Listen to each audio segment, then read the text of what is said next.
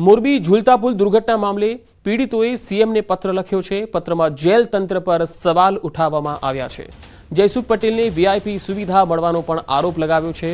જેલમાં વીઆઈપી ગાડીમાં બહાર લઈ જવાનો પણ આરોપ છે। મોરબી સિવાય અન્ય જેલમાં ખસેડવાની માંગણી કરાઈ છે। જેલના સીસીટીવી ફૂટેજ ચેક કરવાની પણ માંગણી કરી છે। અધિકારીઓ અને જેલ તંત્ર પર આરોપ લગાડવામાં આવ્યા છે।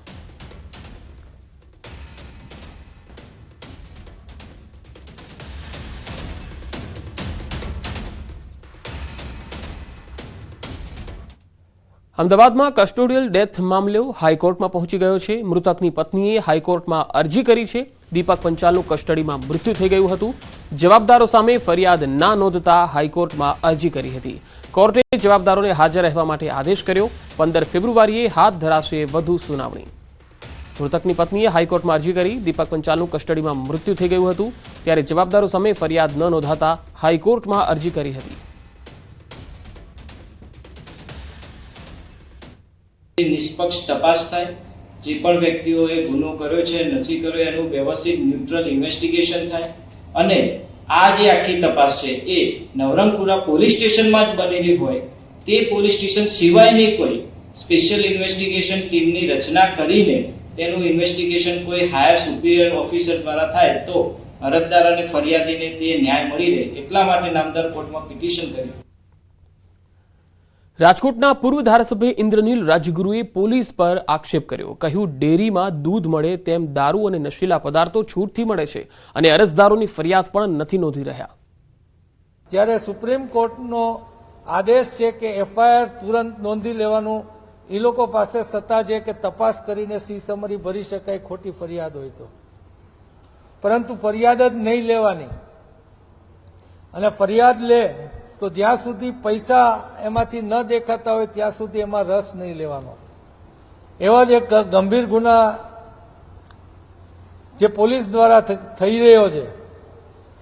નાબાલિગ દીકરી ઘરમાંથી ગુમ હોય, એની ફરિયાદ થાય અને એને મહિનો સવા મહિના સુધી એના મા બાપને એનો જવાબ ન મળે, આનાથી ખરાબ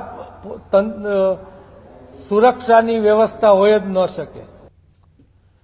રાજકોટમાં આરોગ્ય વિભાગ સતત ત્રીજા દિવસે એક્શનમાં છે। રણછોડનગર 5 વિસ્તારમાં ઘીના નમૂના લેવામાં આવ્યા। જય રાધે બ્રાન્ડના નામે ઘી બનતું હતું। ઘીનો જથ્થો શંકાસ્પદ હોવા અને બાતમીના આધારે આરોગ્ય વિભાગ દ્વારા કાર્યવાહી કરાઈ। ઘીમાં એડલ્ટરન્ટ ઉમેરાતા હોવાનો પણ શંકા છે, જેની તપાસ થઈ રહી છે। લૂઝ ઘી 30 કિલો અને જય રાધે બ્રાન્ડ રિફાઇન્ડ સનફ્લાવર ઓઇલનો 134 લીટરનો જથ્થો સીઝ કરાયો છે। અલગ અલગ બંનેના નમૂના લેવામાં આવ્યા। પરીક્ષણ અર્થે તેને લેબમાં મોકલી આપવામાં આવ્યા।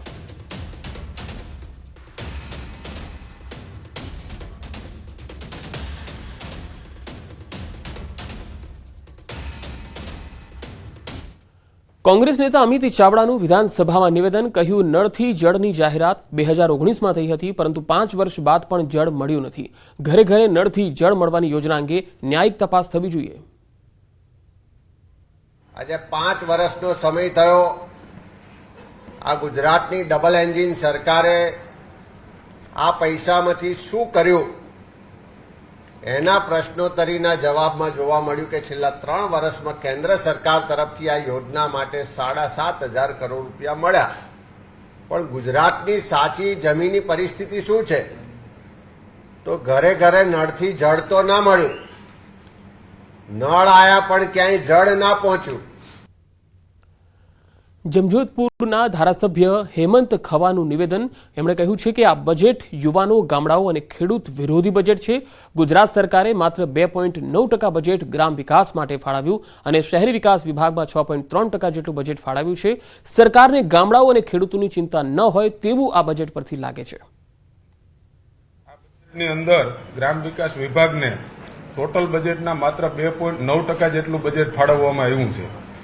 ગત વર્ષના બજેટો જોતા ધ્યાને આવે કે મણિપુર, ઝારખંડ અને બિહાર જેવા પછાત રાજ્યોમાં પણ 10% થી લઈ અને 16% સુધી ગ્રામ વિકાસ વિભાગને બજેટ ફાળવવામાં આવતું હોય, ત્યારે સમૃદ્ધ ગણાતા ગુજરાતના બજેટમાં ગ્રામ વિકાસ વિભાગ માટે માત્ર 2.9%ની જોગવાઈ કરવામાં આવી છે।